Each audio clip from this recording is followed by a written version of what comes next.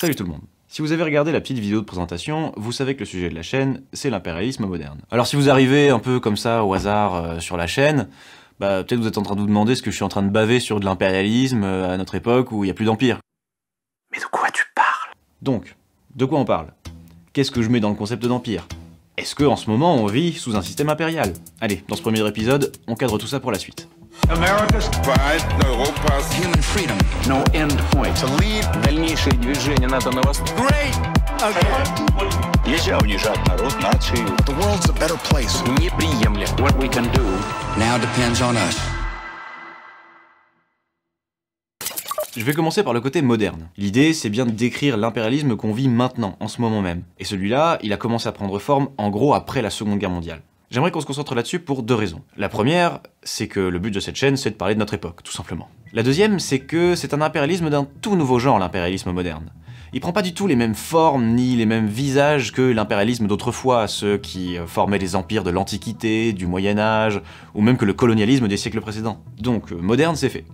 Maintenant, impérialisme, qu'est-ce que j'entends par là? L'idée, c'est d'en donner une définition assez large qui permette d'englober un peu tous les aspects qui sont pertinents à aborder. Donc je vous propose la définition suivante, qui est issue de la définition générique que j'ai un petit peu enrichie. L'impérialisme est une pratique politique visant à exercer un contrôle ou une domination militaire, économique, politique et culturelle sur un État ou un ensemble d'États, voire sur le reste du monde. tenter de conquérir le monde. Maintenant, avant de détailler un peu les 4 points de cette définition, il reste une petite question à trancher quand même. C'est qui l'Empire aujourd'hui? Alors c'est un peu compliqué à déterminer, ça dépend les critères qu'on regarde. Ouais bon bah il y avait pas de suspense. En effet, quand je parle d'impérialisme dans la seconde moitié du XXe siècle, c'est surtout l'impérialisme américain que j'ai en tête. Je pense que ça a échappé à personne, mais depuis la fin de la Seconde Guerre mondiale, les États-Unis sont devenus la superpuissance globale. Et on va voir qu'à ce titre, c'est bien ce pays qui coche largement toutes les cases de l'impérialisme à l'échelle planétaire. Et ça, c'est leurs propres élites qui le décrivent, hein. Par exemple, laissez-moi vous parler 30 secondes de Zbigniew Brzezinski. Alors ce type-là, il est considéré comme l'un des plus fins et des plus importants géostratèges américains. Il a notamment été conseiller politique au département d'État, donc c'est le ministère des Affaires étrangères, dans les années 60. Puis conseiller à la sécurité nationale du président Jimmy Carter, dans les années 70-80. C'est un stratège totalement dévoué au maintien de l'hégémonie américaine. Donc tout ça pour dire que, 1. C'est pas n'importe qui, et 2. On peut pas vraiment le soupçonner d'anti-américanisme. Dans Le Grand Échiquier, qui est sûrement son bouquin le plus important, il décrit, mais sans le moindre filtre, tous les aspects de l'hégémonie globale américaine. Donc forcément, je me suis en bonne partie appuyé sur son œuvre pour ce qui va suivre. Bien évidemment, il y a d'autres pays que les États-Unis qui ont des comportements ou des postures impérialistes, parmi leurs alliés comme parmi leurs rivaux. Et c'est réintégré dans l'équation. Sur ce, premier point. Petite mise en situation. Vous êtes dans une rue peu fréquentée, un type vous aborde, pas très grand, corpulence plutôt en dessous de la moyenne, et il a l'air très gentil. Il vous demande si vous pouvez lui filer un peu d'argent. Alors, si vous êtes sympa et pas trop fauché, vous allez considérer l'idée de lui lâcher un billet. Mais en tout cas, vous vous sentirez ni sous pression, ni obligé de le faire. Ok, maintenant, même chose, mais vous remplacez ce type par un colosse de 2m12, 150 kg de muscles, avec une batte de baseball à la main et une AK-47 dans le dos. Ah, et puis lui, vous en avez entendu parler, hein. Vous savez que les gens qui ont refusé d'accéder à ces demandes ont pas très bien fini en général. Même s'il a l'air de demander gentiment comme ça, là, hein. On est d'accord qu'a priori, dans ce deuxième cas, vous serez sans doute plus disposé à mettre la main au portefeuille que dans le premier. Et rapidement. Bon, vous m'avez vu venir avec ma métaphore pas du tout subtile. Mais ce qu'il faut en retenir, c'est qu'à la fin, vous avez donné votre argent sans qu'aucune violence physique n'ait eu lieu, ni même une intimidation verbale. Simplement parce que le contexte vous a fait anticiper cette violence. Et ça, c'est exactement ce qui se passe dans les relations internationales. On jauge sans cesse un rapport de force qui constitue le socle des décisions. Et ça, Brzezinski, encore lui, il nous le formule très bien. Non seulement les États-Unis contrôlent tous les océans et mers de la planète, mais ils ont développé une capacité militaire très efficace dans le contrôle amphibie des côtes, qui lui permet de projeter sa puissance sur les terres de manière politiquement significative. Bon, tout est résumé dans cette phrase, hein. Le début fait état de la puissance militaire américaine en soi, et la suite mentionne l'autre point clé de cette puissance, sa capacité à se projeter très rapidement partout dans le monde. Concrètement, ça veut déjà dire ça. Au total, les États-Unis possèdent environ 800 bases militaires connues, qui sont réparties sur la planète. Alors certaines sont plus clés que d'autres, comme celle de Diego Garcia, ou encore celles qui sont au Japon. Si vous ajoutez à ça le contrôle des eaux du monde entier, vous obtenez la capacité de déployer une force de frappe considérable en un temps record, à peu près à n'importe quel endroit de la planète qui présenterait un potentiel enjeu. De manière politiquement significative. Oui, bon, ça c'est une formulation que je trouve assez marrante pour décrire une intimidation qui est de facto permanente. Bah oui, avec un rapport de force comme ça, si vous êtes un pays, mettons, à la puissance moyenne ou un peu faible, bah vous allez y réfléchir à deux fois avant de mener une politique qui pourrait nuire même un tant soit peu aux États-Unis. Surtout que les précédents en la matière ne manquent pas, hein. Mais bon, comme cette vidéo est déjà trop longue pour une intro, je vais pas m'éterniser là-dessus et donner des exemples spécifiques, il y aura bien d'autres vidéos pour ça. L'autre levier militaire que les États-Unis ont pour eux, c'est leur réseau d'alliances. Et la plus connue, c'est l'inénarrable traité de l'Atlantique Nord, l'OTAN de son petit nom. C'est une alliance qui regroupe actuellement 30 pays, même si, au moment où j'enregistre cette vidéo, la situation me fait dire que ce nombre est en passe de devenir un peu obsolète. Ces États membres sont majoritairement occidentaux, et théoriquement, chacun a son mot à dire sur les décisions, vu qu'elles sont prises à l'unanimité, et elle met régulièrement un non-américain à sa tête. Mais dans la pratique, c'est bien un outil qui est totalement subordonné à Washington, en premier lieu. Mais ça aussi, on y reviendra dans une vidéo dédiée. Voilà pour un bref résumé de l'hégémonie militaire américaine. Mais cette hégémonie, elle n'est pas là pour décorer. C'est bien une condition nécessaire à une hégémonie économique. Le journaliste Thomas Friedman a très bien résumé la chose en 99. Pour que la globalisation marche, l'Amérique ne doit pas craindre d'agir comme la superpuissance omnipotente qu'elle est. La main invisible du marché ne fonctionnera jamais sans un point caché. McDonald's ne peut être prospère sans McDonnell Douglas, le constructeur de l'avion F-15. Le F-15, pour info, c'est ce petit bijou là. Bon, vous comprenez bien qu'il dit pas ça dans un but critique, hein. Il est totalement à bord du navire impérialiste. Mais bon, on peut remercier sa franchise, qui nous fait un petit peu entrevoir les vraies raisons de ce genre de guerre. Le modèle capitaliste à l'américaine, qui est largement adopté par l'Occident et une bonne partie du monde, il a constamment que deux choix devant lui. S'étendre ou mourir. Bizarrement, il a souvent tendance à choisir la première option. Ça veut dire que on s'octroie le droit d'aller capter un peu partout sur la planète des ressources, mais aussi des savoir-faire, des entreprises et des débouchés pour ces dernières, c'est-à-dire des acheteurs, des clients. Alors comment ça se passe en pratique ? Dans le cas du Golfe, par exemple, on a carrément eu une guerre pour, entre autres, défendre des intérêts pétroliers. Mais on n'est pas toujours obligé d'en arriver là pour capter des richesses. Il y a beaucoup d'autres leviers qui peuvent être utilisés. On va construire un petit cas illustré. Prenons une grande multinationale de l'Empire dans le domaine de l'énergie, qu'on va appeler Globe Energy. Comme toutes les entreprises un peu comme elle, Globe Energy, elle a pour but de grossir toujours plus. Donc elle commence à regarder un petit peu du côté des ressources pétrolières du pays voisin. Pétrole qui est exploité par une entreprise locale qu'on appellera Pétrolocal. À partir de là, il y a en gros, on va dire, deux grandes possibilités. Premier cas, le pays voisin en question est entièrement acquis au modèle économique américain. Donc le libre marché, le libre-échange, tout ça. Et donc Pétrolocal est privé et probablement coté en bourse. Là, c'est le mode facile. Globe Energy peut simplement prendre des parts dans Pétrolocal de manière plus ou moins agressive. Bon, si le pays est un allié, on va essayer de pas trop se fâcher non plus. Enfin parfois, peut-être. Enfin bref, en tout cas, on peut faire des affaires facilement et acquérir de fait un certain pouvoir de décision sur comment ce pays doit exploiter son pétrole, ce qu'il en fait, etc. Deuxième cas, le pays voisin n'est pas un grand allié. Et en plus de ça, il a le culot d'implémenter un modèle plutôt socialiste, au moins pour son pétrole. Ce qui veut dire que ici, Pétrolocal, c'est une entreprise détenue par l'État et au moins partiellement fermée à la finance mondiale. Elle ne verse pas de dividendes à des actionnaires privés, mais elle distribue ses revenus à la population. Et là, c'est plus compliqué. Pour avoir une mainmise sur Pétrolocal et ses ressources, il va falloir la privatiser. Donc Globe Energy va voir l'appareil d'État de son pays impérialiste et va céder de lui pour ensuite aller voir le gouvernement du pays voisin et le convaincre de lâcher son entreprise pétrolière au profit du marché mondial. Avec à disposition tout un arsenal d'arguments percutants et sympathiques qui mélangent un peu carottes et bâtons. Des propositions d'investissement dans des secteurs clés du pays, des prêts, ou bien, plutôt en mode bâton, des menaces de sanctions économiques ou politiques. Si le gouvernement ne cède toujours pas, il est temps de passer aux choses sérieuses. Exploiter ses failles et le discréditer sur la scène internationale. Le gréver de sanctions, noyauter et récupérer des mouvements d'opposition, voire en créer de toutes pièces pour le renverser et le remplacer par un autre qui sera plus, on va dire, attentif aux besoins de Globe Energy. Et quand l'escalade est jugée nécessaire pour ça, on peut carrément transformer le tout en guerre de changement de régime, avec plus ou moins d'implications directes. Bon, vous avez compris que j'ai dressé un cas schématique pour décrire le procédé dans les grandes lignes. Dans des prochaines vidéos, on reviendra sur des exemples très concrets de ce genre de pratique, comme la politique des États-Unis envers le Venezuela par exemple, ou encore ce grand moment en France du rachat d'Alstom par General Electric. Mais ce qu'il y a de beau avec notre système mondial, c'est qu'il a carrément institutionnalisé ce genre de pratique. C'est-à-dire qu'on a créé des institutions dont le rôle est concrètement de faciliter la captation des richesses par les puissants. Là, je parle bien sûr des fameuses institutions financières internationales, comme le Fonds monétaire international, le FMI, ou la Banque mondiale. Pour résumer dans les très grandes lignes, officiellement, ces deux institutions ont pour rôle d'aider des États à se développer avec des prêts financiers. Le FMI, en général, intervient plutôt auprès d'États qui sont en crise pour garantir le remboursement de banques ou d'investisseurs privés, alors que la Banque mondiale, elle intervient plutôt dans les pays du sud économique en leur accordant des prêts structurels de long terme pour le développement. Mais bon, dans les faits, ces deux institutions sont très proches, elles partagent la même idéologie néolibérale et elles fonctionnent totalement ensemble. En pratique, le bilan est pas très reluisant, hein.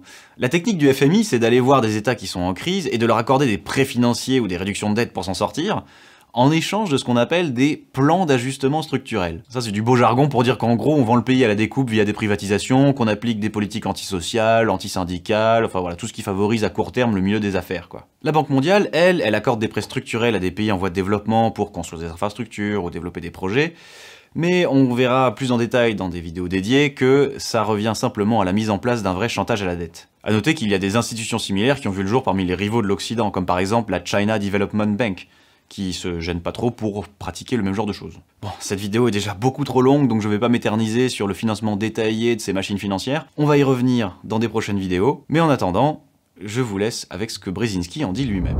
Le Fonds monétaire international et la Banque mondiale sont connus pour servir des intérêts globaux. Dans la réalité, cependant, ils sont largement sous domination américaine, et leur origine remonte à une initiative américaine.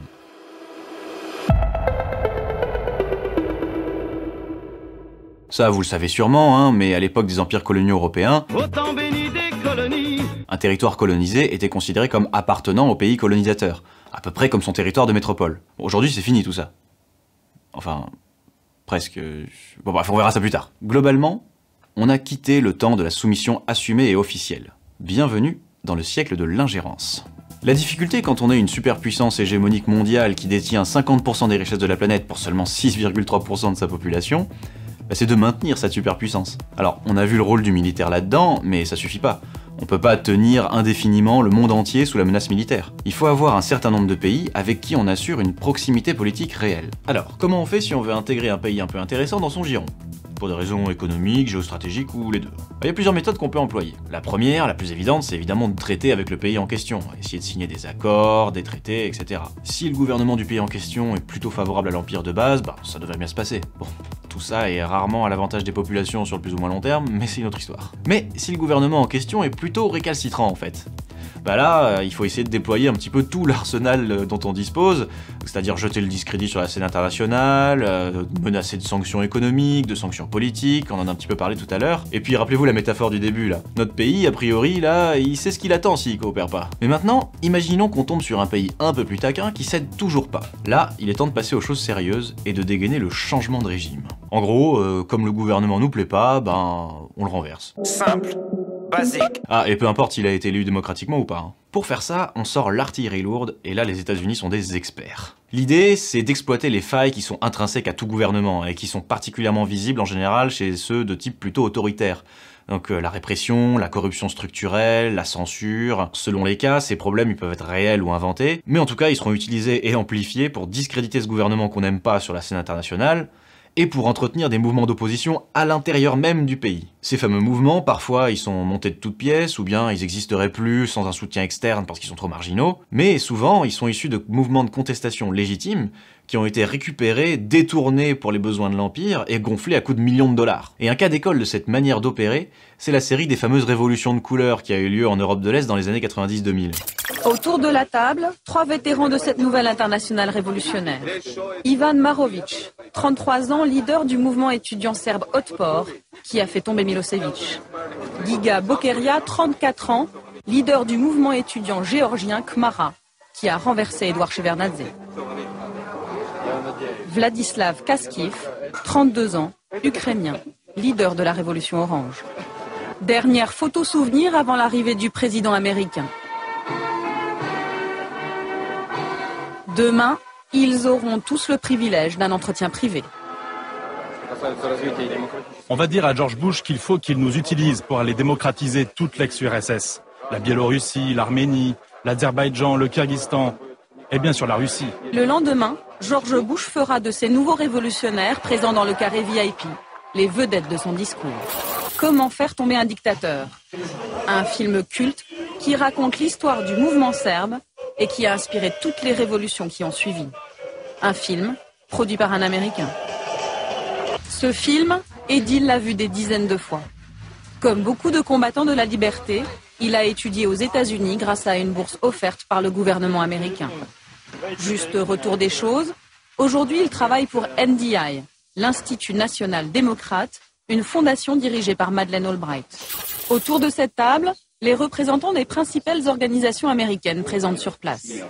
Première surprise, ici, tout le monde assume son rôle sans complexe. La politique américaine au Kyrgyzstan, c'est d'exporter l'économie de marché dans l'intérêt des États-Unis. Et quant à notre influence ici, eh bien, on vient avec ce que le monde développé a de meilleur en termes de principes économiques. Moi, je ne crois pas que l'impérialisme soit une mauvaise chose, si cela veut dire des élections libres, une justice indépendante et des médias libres. C'est exactement ce qu'on est en train de faire ici et c'est très bien.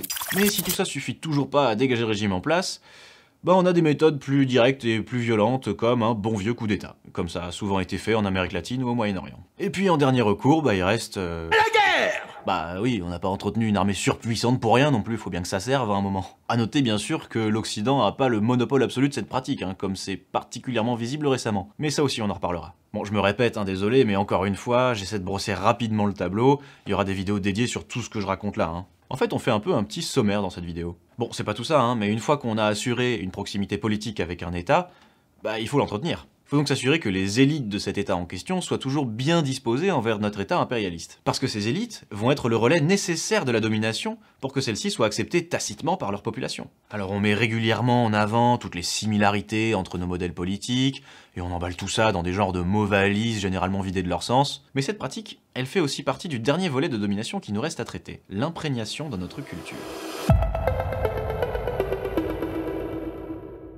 Petit test rapide là, comme ça. Faites un top 10 ou top 5 express de vos séries ou films préférés. Allez-y, mettez la vidéo en pause si besoin et juste notez quelques œuvres qui vous ont marqué. Bon, je suis prêt à parier, sans trop de risques, que, à quelques exceptions près peut-être, vos listes contiennent majoritairement des séries ou des films américains. Ah bon, on l'avait pas vu venir, dit. Y a pas de jugement, c'est pareil pour moi. Ce que je viens de prendre comme exemple, c'est une des formes de ce qu'on appelle le soft power, l'exercice d'une domination ou d'une hégémonie par des moyens non violents. Et quand ça réussit, on peut appeler ça une hégémonie culturelle. Parce que j'ai parlé en premier lieu du cinéma, mais ça touche absolument tous les aspects de notre culture, que ce soit dans la manière de produire de l'art en général, dans les productions artistiques elles-mêmes, dans nos médias, dans notre alimentation, dans nos manières de consommer. Alors bien sûr, en France, on entretient aussi des liens culturels avec des tas d'autres pays que les États-Unis. Mais je pense que personne de raisonnable ne peut nier que c'est eux qui sont le plus présents dans notre tissu culturel. Alors en quoi ce serait un problème en soi ?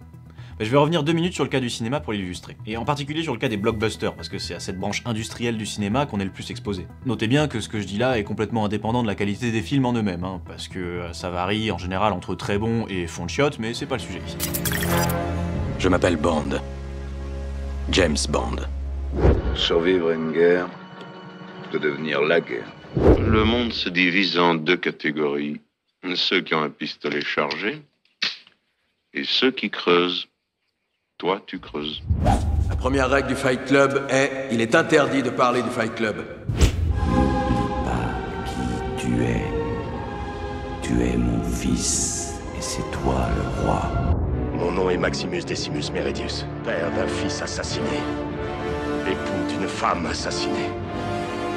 Et j'aurai ma vengeance, dans cette vie ou dans l'autre. Là où on va, on n'a pas besoin de route. Toutes ces images, vous les connaissez. Ces dialogues, je parie que votre cerveau les a répétés avant même que les personnages ne les prononcent. Alors oui, j'enfonce des portes ouvertes au rouleau compresseur en disant ça, mais la génération née dans les années 60 et les générations suivantes ont été de plus en plus biberonnées à la culture cinématographique américaine. Par exemple, en 2019, les films américains représentaient 56% des entrées en salle en France. Bien sûr, tous ces films américains ne portent pas forcément une vision pro-impérialiste ou patriote états-unienne. Mais c'est le cas d'une part significative d'entre eux, que ce soit de manière franche et massive, ou de manière plus tacite. 2 personnalités de premier plan pourraient être présentes. Omar Sawad, principal conseiller politique d'Aïdid, et Abdi Hassan Mawaleh, ministre de l'Intérieur. C'est les types qu'il nous faut. Pas de problème. La complexité du monde rend impossible à qui que ce soit d'en avoir une vision à la fois précise, ancrée dans le réel et globale. On peut pas avoir une représentation réaliste et juste de chaque coin de la planète, de comment s'organisent les rapports sociaux dans chaque culture, etc. Donc par défaut, notre cerveau comble ses trous par des préconceptions, des représentations simplifiées qu'on a tous de manière plus ou moins consciente, et qui souvent se révèlent assez éloignées de la réalité. Ces représentations vont avoir des provenances diverses. Mais depuis quelques décennies, le cinéma en est une source majeure. La somme des films qu'on voit, surtout ceux qu'on consomme sans vraiment les analyser, joue un rôle déterminant dans la formation de nos représentations du monde et des rapports sociaux. Donc, quand on est exposé à des semi-remorques de films qui présentent quasi systématiquement l'armée américaine comme le sauveur du monde, qui prônent le modèle américain comme le pinacle de l'humanité, malgré quelques petits défauts qu'on va bien lui reconnaître à la marge, voire qui mettent en scène carrément des icônes au pouvoir surnaturel qui voyagent partout dans le monde pour faire reculer les forces du mal. À votre avis, à la fin, ça donne quoi comme représentation ?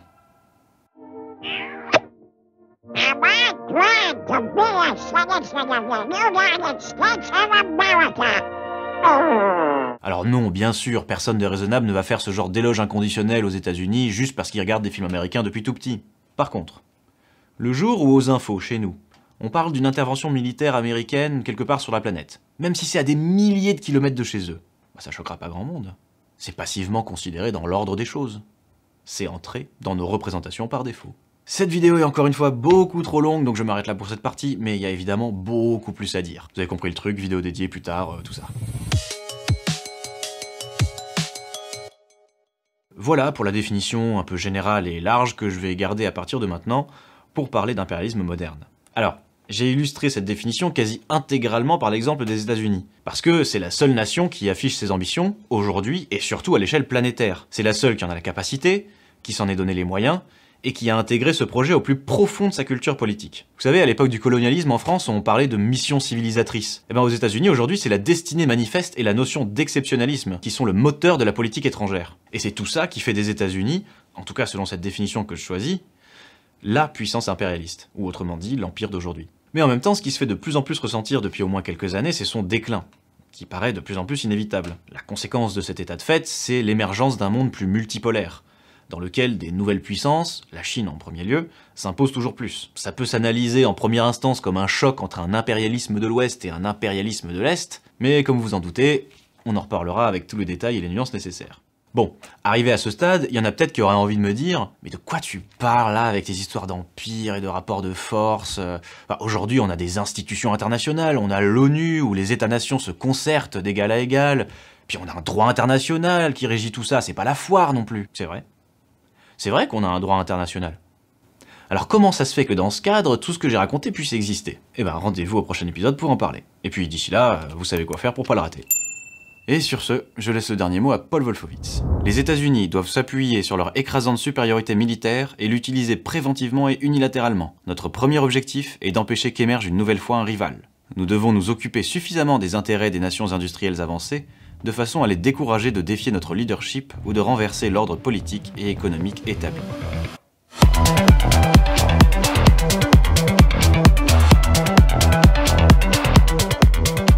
We were meant to be an endless experiment in freedom. America stands alone as the world's indispensable nation.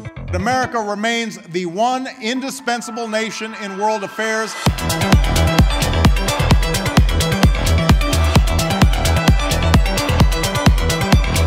The advance of human freedom, the great achievement of our time, now depends on us. The time for our leadership is now.